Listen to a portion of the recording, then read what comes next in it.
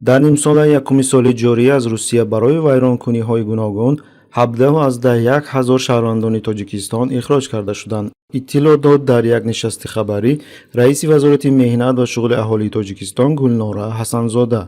ба гуфтаи ӯ, дар ин давра нисбати шаҳрвандони Тоҷикистон 332 аз 17,000 протоколи ҳуқуқ вайронкуниҳои маъмурӣ тартиб дода шудааст.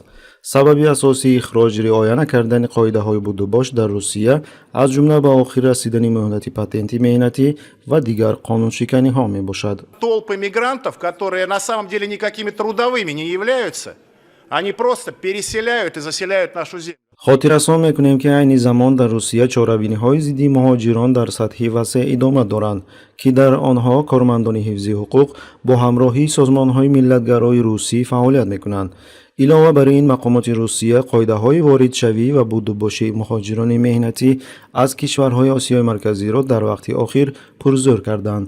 дар якчанд минтақаҳо манъи фаъолият дар баъзе соҳаҳо ҷорӣ карда шудааст. дар фурудгоҳҳо шахсоне аз кишварҳои Осиёи марказӣ омада чанд рӯз нигоҳ дошта мешаванд. ҳуҷҷатҳо ва телефонҳои мобилияшон бо диққат санҷида мешавад. муҳоҷирони меҳнатӣ аз фишор аз ҷониби мақомоти ҳифзи ҳуқуқ ва ксенофобия шикоят мекунанд. онҳо лату кӯб мешаванд, ба хобгоҳҳои онҳо ҳуҷум мекунанд ва аз Русия ихроҷ карда мешаванд.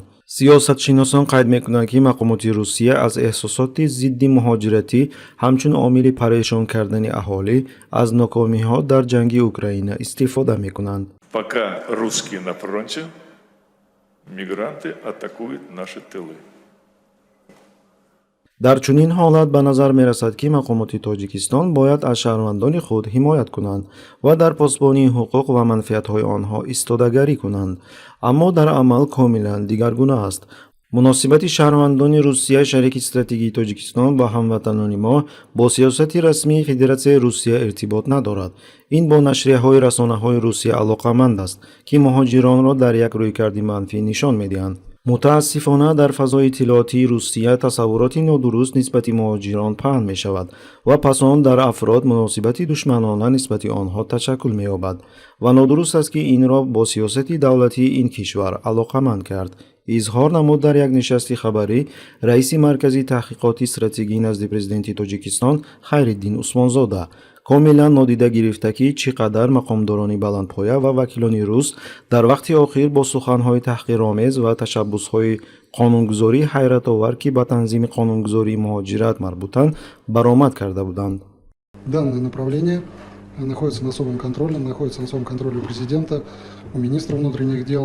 И сейчас рассматривается ряд законопроектов для ужесточения мер принудительного характера для иностранных граждан, которые нарушают законодательство. Как было отмечено, основная задача, как он сказал, говорит, осветлить Московскую область для того, чтобы она не зачернялась, будем так сказать.